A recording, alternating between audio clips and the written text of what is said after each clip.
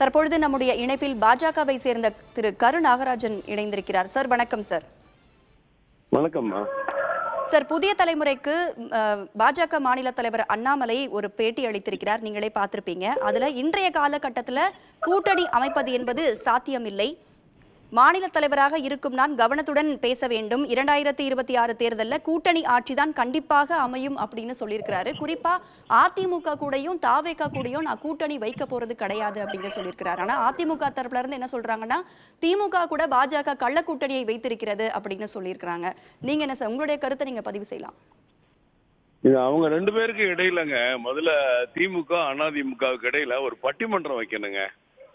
அதுக்கு நடுவர உங்க மாதிரி ஏதாவது தொலைக்காட்சி எடிட்டர் தான் உட்கார வைக்கணும். இந்த கள்ளக்கூட்டணி மாறி மாறின்னு நாங்க தனியா இருக்கோம், இவங்கள பத்தி பேசுறது இல்ல, இவங்க கருத்துக்களுக்கு எங்களுக்கு சம்பந்தம் இல்லை, அவங்க கொள்கைக்கு எங்களுக்கு சம்பந்தம் இல்லை. ஆனா இவங்க ரெண்டு பேரும் மாறி மாறி நீ அவங்களோட கள்ளக்கூட்டணி இவங்களோட கள்ளக்கூட்டணி இவங்க சொல்றது இல்ல. இது வெறும் வேடிக்கை காமெடியா இருக்கு. எனக்கு பயமா இருக்கு, என் மேல படுத்துக்கேன்னு சொல்ற மாதிரி இவங்க ரெண்டு பேரும் மாறி மாறி பேசுறது ஒரு வெட்கக்கேடானது. யாரு இதை கேட்டா? அவங்கள யாரு இப்ப கூட்டணி இருக்குன்னு யார் சொன்னா? கள்ளக்கூட்டணின்னா ஒரு கட்சிக்கு இடையில ஒரு மாநில அரசும் மத்திய அரசும் ஒரு நிகழ்ச்சியில நடந்தா உடனே கள்ளக்கூட்டணி. இவங்க ஒரு தீர்மானத்துல மத்திய அரசை வலியுறுத்துகிறோம் என்று இவங்க சொன்னா அவங்க கள்ளக்கூட்டணின்னு சொல்றாங்க.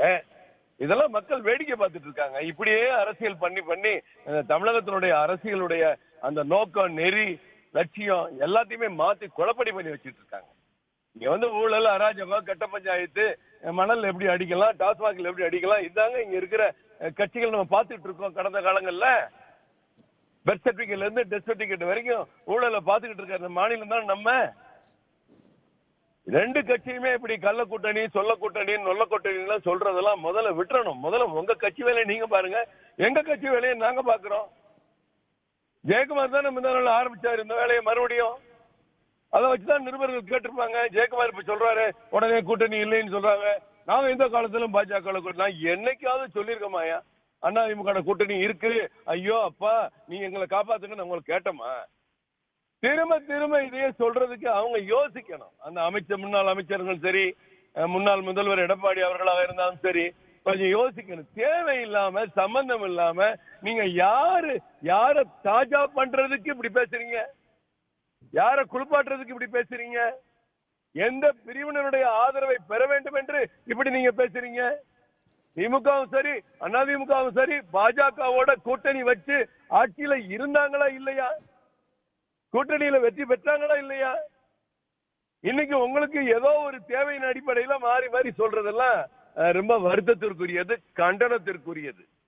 உங்க கட்சி உங்களுடைய கருத்தை நீங்க பதிவு செஞ்சிருக்கிறீங்க. நன்றி சார், இணைப்பில் வந்தமைக்கு.